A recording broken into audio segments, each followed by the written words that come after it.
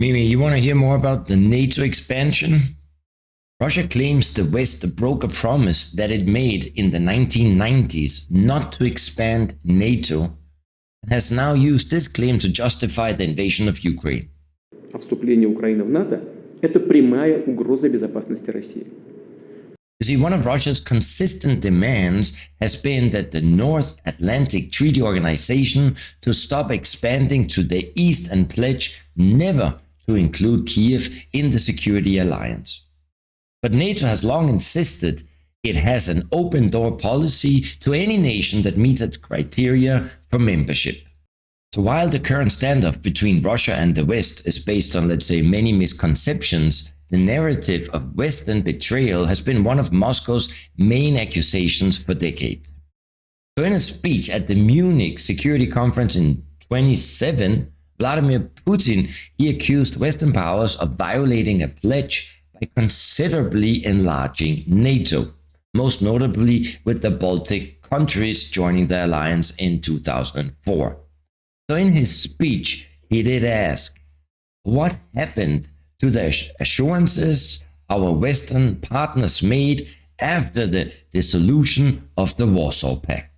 You see, NATO has not stopped expanding since the fall of the Soviet Union, growing from 17 countries in 1990 to 30 countries today, and several of which were once part of the Soviet-led Warsaw Pact. The Warsaw Pact was a collective defense treaty which was signed in May 1995 during the Cold War, and it was signed in Warsaw, Poland, between the Soviet Union and 7 other Eastern Bloc republics of Central and Eastern Europe, namely Albania, Bulgaria, Czechoslovakia, East Germany, Hungary, Poland, Romania, and obviously the Soviet Union. The Warsaw Pact was created in reaction to the integration of West Germany into the North Atlantic Treaty Organization, also known as NATO, in 1955, as per the London and Paris conferences of 1954.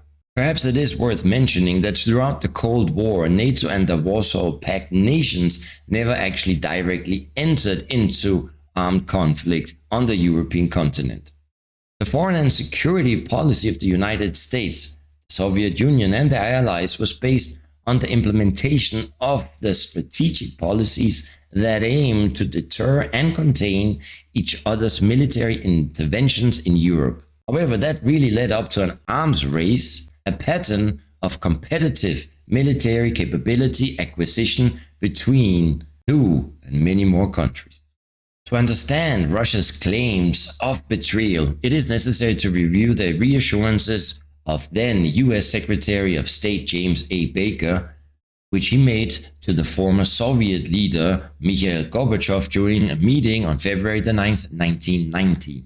You see, in a discussion on the status of a reunited Germany, the two men agreed that NATO would not extend past the territory of East Germany, a promise repeated by NATO's Secretary General in a speech on May 17th the same year in Brussels. Russia and the West finally struck an agreement in September that would allow NATO to station its troops beyond the Iron Curtain. However, the deal only concerned a reunified Germany, with further eastward expansion being truly inconceivable at the time. The Soviet Union still existed, and the countries of Eastern Europe were still part of the Soviet structures, like the Warsaw Pact, which was not officially dissolved until July 1991. So NATO explains that at a time when James Baker were offering the guarantees spoken of by Vladimir Putin in 2007 in Munich, no one could have predicted the collapse of the USSR and the historic upheavals that would follow. Now, on a little side note here, I think you could have foreseen the collapse of the USSR, and perhaps that was also orchestrated and planned just as World War I, II, and even upcoming World War III.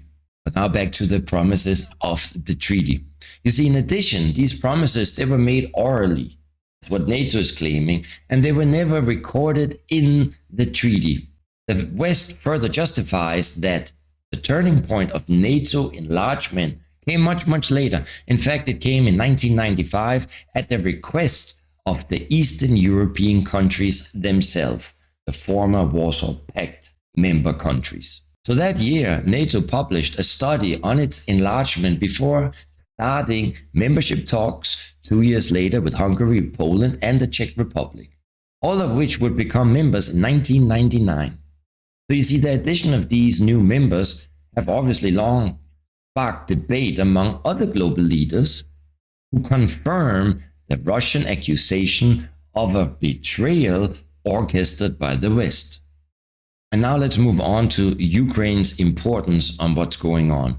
You see, for many years, the question of NATO enlargement has fueled tensions between the United States and its allies on the one side and Russia on the other. In August 2008, Georgia's NATO and EU ambitions, they were helped, let's say, prompted Moscow to back pro-Russian separatists in Georgia's self-proclaimed autonomous republics of South Ossetia and Abkhazia. See, Russia also views the alliance anti-missile shield, which was established in 2016 in NATO member Romania, with, let's say, great suspicion. And a similar NATO base exists now in Poland. So faced with these Russian concerns, Western governments consistently underscore the defensive nature of the NATO alliance.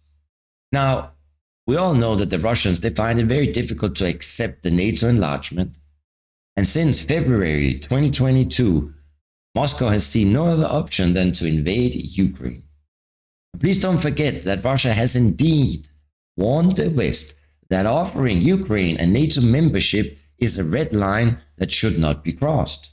Ukraine currently enjoys a partner country status with NATO. But in reality, Kiev has still a very long way to go before it can qualify for a full membership. You see, one of the main rules of the alliance is that member countries, they must have solved all their border issues so as not to integrate a new crisis factor into the organization. And obviously, with the continuing conflict with Russia, it is very unlikely that Ukraine will ever be able to join NATO. But let's get one thing clear. No matter how you and I, we perceive war, it does benefit quite a few, right?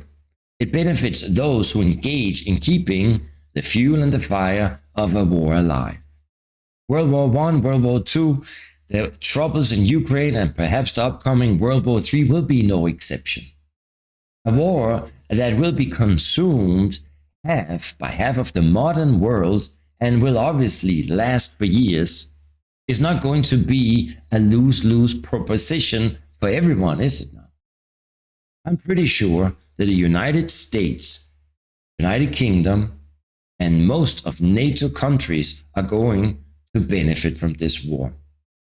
So whenever countries benefit from a war, there are obviously specific industries and or let's say companies that are benefiting from supplying arms or other things that are needed in the war, which in turn means that some very specific people or families who own large part of these industries profit immensely from it. Before we end, I want to put this war profiteering into perspective. Just imagine that one had purchased $10,000 worth of stock, evenly divided among the top 5 defense contractors in the United States: Lockheed Martin, Boeing, Raytheon, Northrop Grumman, and General Dynamics. It would now be worth almost $100,000. That would be a greater return than the rest of the S&P over almost the last 3 decades.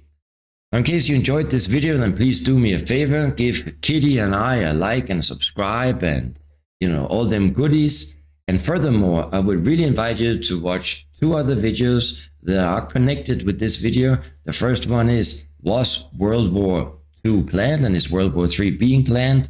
And the third one is World War III, NATO versus the Shanghai Cooperation Organization. My name is Nico Arachi, this is Mimi, and remember, There's no business like war business. And we both love you all.